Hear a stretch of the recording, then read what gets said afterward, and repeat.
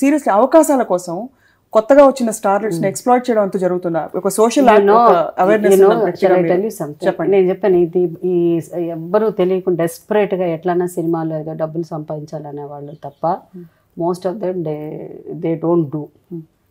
Because see man things is intelligent, women also is intelligent. నువ్వు నవ్వి హాహా నవ్వు ఇలా నవ్వుతే నేను కూడా నవ్వుతాను. That doesn't mean I'm going to be with you. I can take you for a long ride. For 3 years I can just keep smiling at you.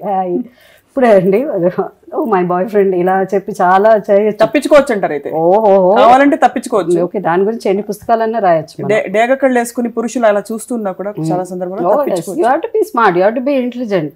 When they can take a woman for a ride, you should also take for a ride. కదా, there are a lot of heroines are like that. They think all heroines are like that. ఇది అవ్వకుండా ఉంటుందా, అలా చేయకుండా ఉంటారా అలా అని. Most of them they don't do that. Mean for money. That's what I mean to say. Unless ఒక సహజమైన స్పందన for money or for that. That is their business antaru.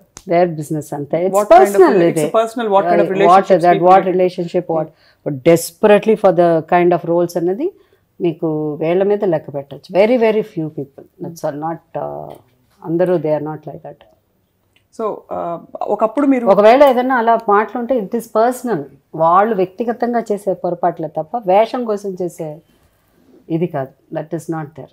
అంత I don't know. But then of late we hear so many things about lot of other generation తర్వాత వచ్చినప్పుడు మాకే కథలు చెప్తుంటారు, ఓ like this also ఇప్పుడు ఇలా జరుగుతుందని. బట్ మన డీప్గా వాళ్ళ గురించి మనం కనుక్కున్నప్పుడు అది కూడా చాలా వరకు అది ఒక్కొక్క సందర్భంలో ఏం జరుగుతుందో ఎలా జరుగుతుందో చెప్పలేం. కానీ 60% నిజం కాదు, 40% ఉండొచ్చు. 40% బట్ 60% నిజం కాదు ఇప్పుడు చెప్పే generation.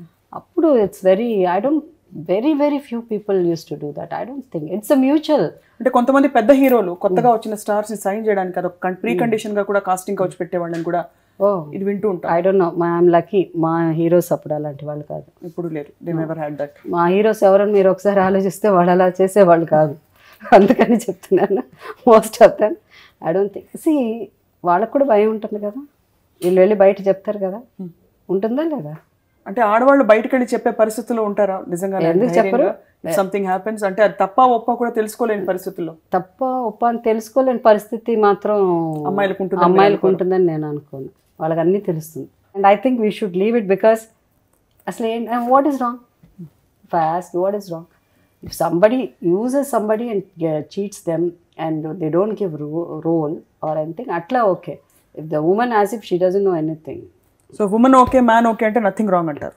I think it is their personal. As far a cinema మాట్లాడితే you know it is not only film industry, it is everywhere.